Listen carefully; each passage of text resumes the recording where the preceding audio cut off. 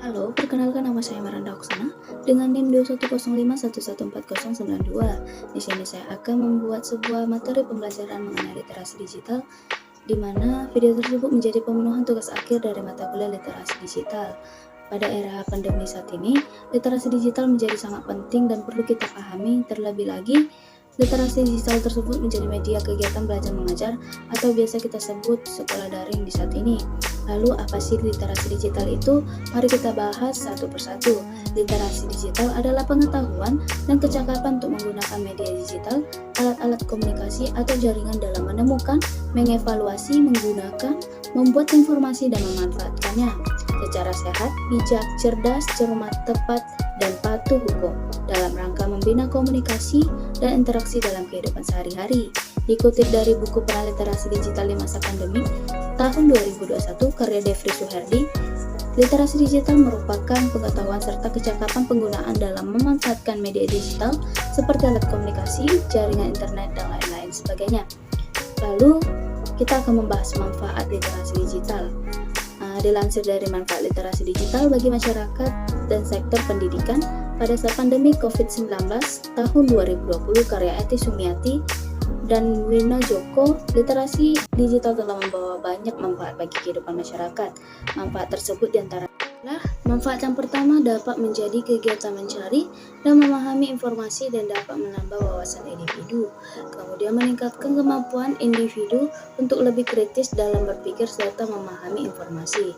Lalu dapat menambah penguasaan kosakata individu dari berbagai informasi yang dibaca. Dapat meningkatkan kemampuan verbal individu. Lalu literasi digital juga dapat meningkatkan daya fokus serta konsentrasi individu, serta dapat menambah kemampuan individu dalam membaca, merangkai kalimat, serta menulis informasi. Nah, itu dia manfaat dari literasi digital. Selanjutnya di sini saya akan membahas satu topik yang sudah dibahas pada pertemuan topik tentang seputar literasi digital, yaitu Google Meet. Google Meet ini menyediakan solusi konferensi video tingkat perusahaan untuk semua orang. Kini, siapa saja yang dapat memiliki akun Google dapat membuat rapat online dengan peserta hingga 100 orang dan mengadakan rapat yang berdurasi hingga 60 menit per rapat. Lalu bagaimana cara pemakaiannya? Mari kita simak video berikut. Nah, untuk menggunakan aplikasi dari Google Meet, kita dapat mendownloadnya terlebih dahulu. Proses pendownloadan dapat dilakukan di dalam Play Store. Setelah membuka Play Store, kita searching Google Meet.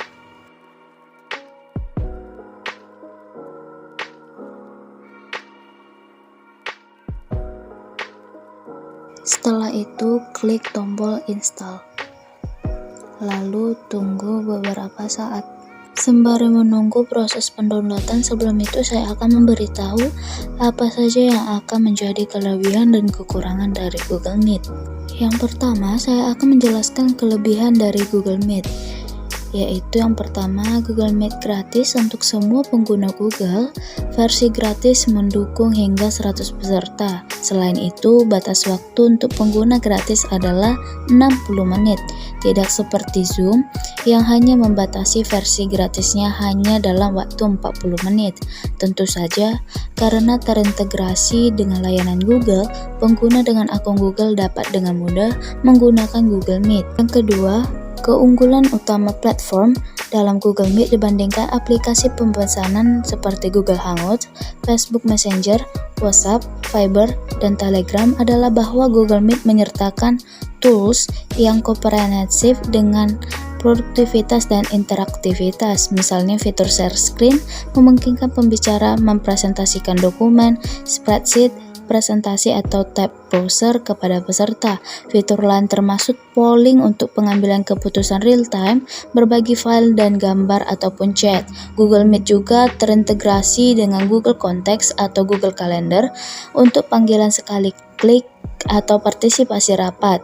Versi berbayar melalui akun Google Workspace membuka lebih banyak fitur, termasuk teks tertutup real time, menggunakan speech recognition, nomor telepon dari negara tertentu, noise cancellation, dan panggilan transkripsi. Lalu, apa saja yang menjadi kekurangan dari Google Meet? Yang pertama, fitur relatif terbatas jika dibandingkan dengan lainnya. Kekayaan fitur dan aplikasi dalam Google Workspace tidak dapat disangkal merupakan manfaat utama penggunaan Google Meet. Namun dibandingkan dengan layanan dari aplikasi video call lainnya seperti Zoom, list fitur harus ditingkatkan dan diperluas untuk produktivitas, interaktivitas, dan kolaborasi jarak jauh. Yang kedua adalah dapat membebani sumber daya hardware dan sistem. Ada aplikasi yang dioptimalkan untuk iOS, iPad, serta sistem operasi Android. Namun, tidak ada aplikasi desktop khusus atau asli. Platform ini hanya dapat diakses melalui browser web untuk sistem operasi desktop seperti Windows, Mac OS, dan Chrome OS. Nah, itu tadi kelebihan dan kekurangan dari Google Meet. Semoga bermanfaat. Selanjutnya akan saya beritahu bagaimana cara penggunaan Google Meet. Mari simak video berikutnya. Nah, setelah mendownload Google Meet, kita akan menyelenggarakan rapat baru. Caranya adalah kita klik rapat baru, lalu kita klik dapatkan info akses untuk dibagikan. Ada dua cara untuk membagikannya. Yang pertama yaitu langsung kita salin linknya atau kita copy paste. Lalu yang kedua yaitu membagikan undangan. Membagikan undangan ini dapat kita lakukan lewat via WhatsApp, Classroom, ataupun lain sebagainya. Di sini saya akan membagikannya lewat via WhatsApp yang akan saya kirim kepada para peserta.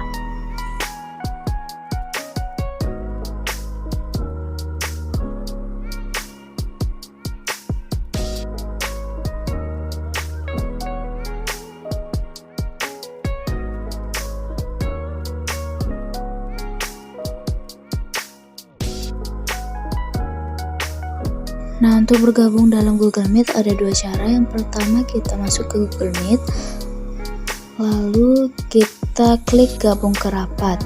Nah, dalam gabung ke rapat ini kita akan memasukkan kode aksesnya terlebih dahulu. Namun ada cara yang lebih mudah dibandingkan melalui kode akses, yaitu kita klik link yang sudah kita kirimkan tadi kepada para peserta. Cara ini lebih simpel dibandingkan menggunakan kode akses.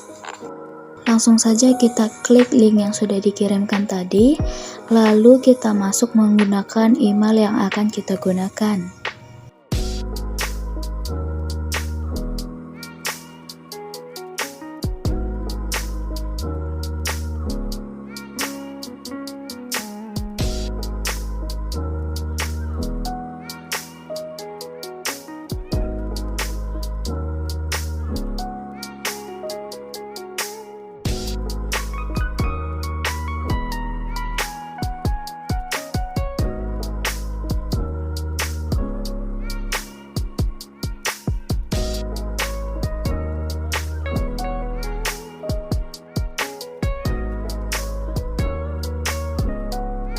Nah, pada bagian ini kita dapat menonaktifkan kamera kita maupun mikrofon kita jika kita tidak menginginkannya.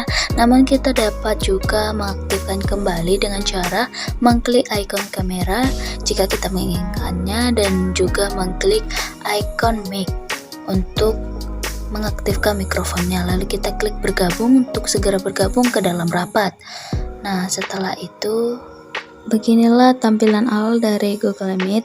Di sini banyak sekali fitur-fitur Google Meet yang bisa kita gunakan. Yang pertama yaitu adalah share screen, lalu ada fitur raise hand dan pesan panggilan yang dapat dilihat oleh seluruh peserta.